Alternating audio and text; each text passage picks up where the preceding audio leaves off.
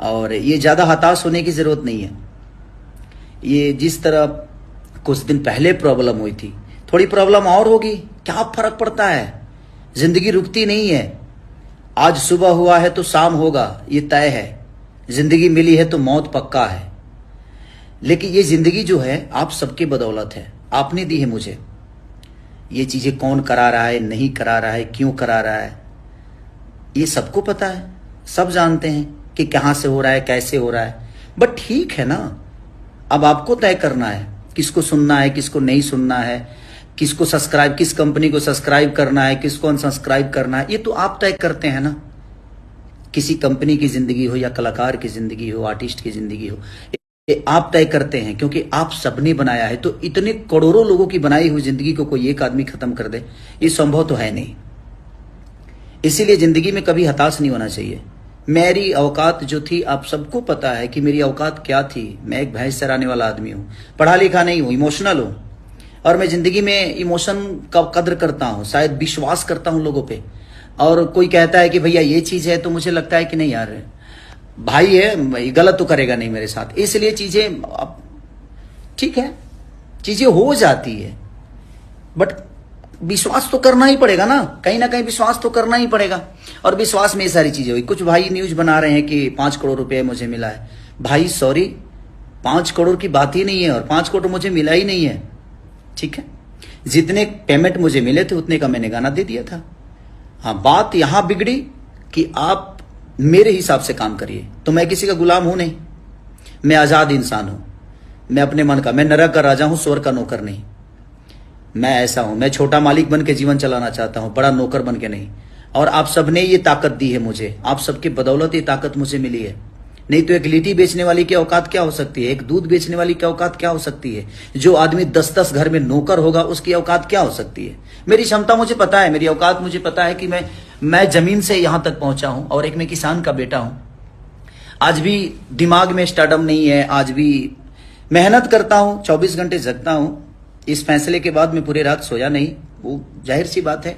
ये स्टारडम चाहे जो भी मुझे मिला है, मेरी जिंदगी में जितनी भी उपलब्धियां मिली है, आप सबके बदौलत मिली है। और अचानक से किसी फैसले से ऐसा हो गया कि नहीं, मेरी पूरी जीवन रुक गई। तो पल भर के लिए मुझे लगा जी नहीं, गलत हो गया। सोचिए कि उस राम का क्या होता होगा, जिस राम को गद्दी मिलनी थी और अचानक से उसको वनवास हो गया। तो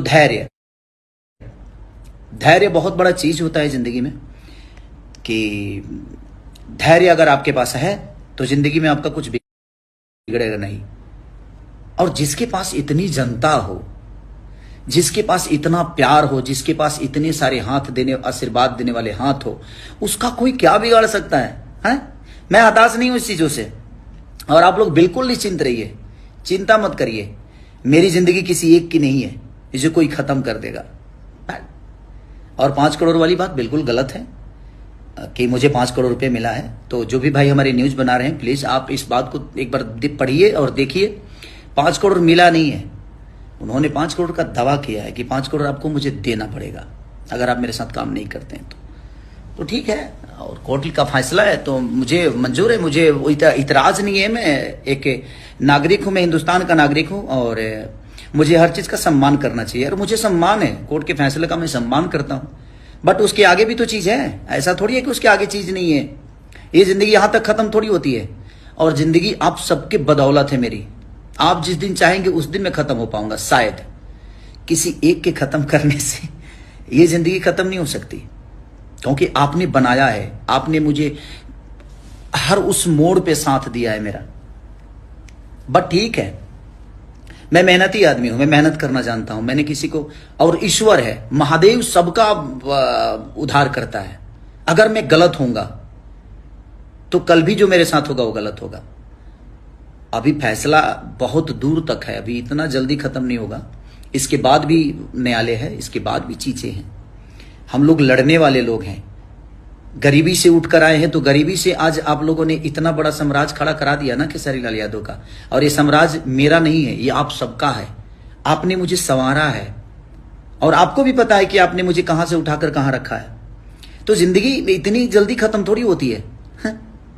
और जिंदगी और मौत का कोई, जिंदगी आज मिली है तो कल मौत तो होना है।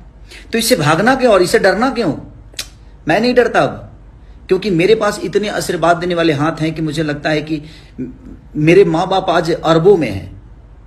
मेरे माँ बाप सिर्फ एक नहीं है, सिर्फ मंगरू यादव और मदोदरा देवी ही नहीं है।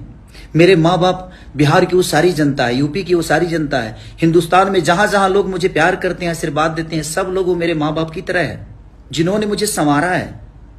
और ठीक है, मेहनती आदमी, सच्चे आदमी को कष्ट होती है, नहीं तो राम को वनवास नहीं होता। वो सच्चे थे, राम बन गए तो बन गए, अगर वो जंगल नहीं गए होते ना तो मर्यादा पुरुषोत्तम श्री राम नहीं कहलाते। तो जिंदगी में जब आपको कष्ट होना तो समझिए कि एक नई उड़ान भरने वाले हैं आप, उससे हताश मत होइए। और मैं हताश नहीं हूं इस बात से कि मुझे रोक दिया गया 3 साल के लिए। 3 साल आप कहीं गाना नहीं गा सकते, किसी कंपनी में नहीं गा सकते, वो तो बाद की चीज है, वो तो आज का फैसला है। कल कुछ अलग होगा, कल कुछ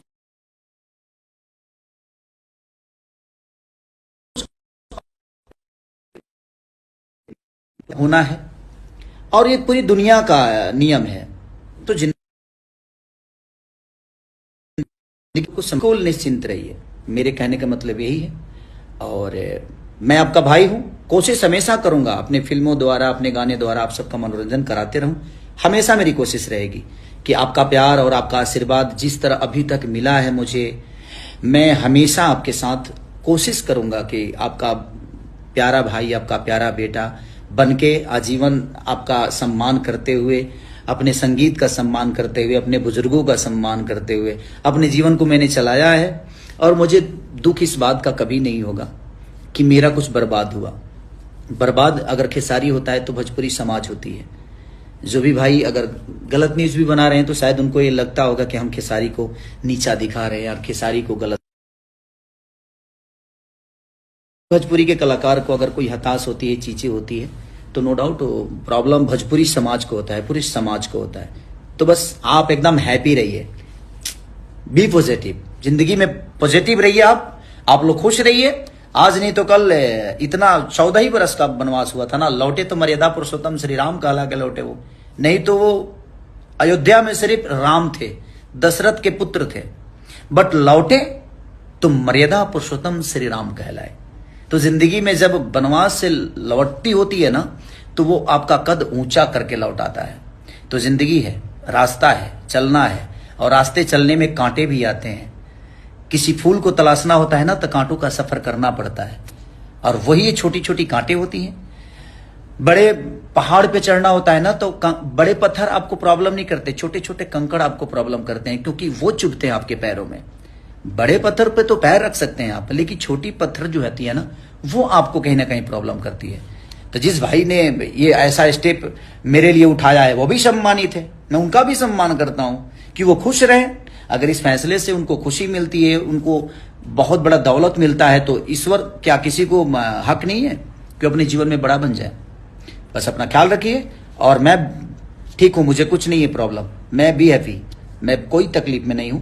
आप सबका प्यारा भाई हूं, कोशिश करूंगा, मेहनत करूंगा, आज नहीं तो कल चीजें अच्छी हो जाएगी। Love you all, thank you so much.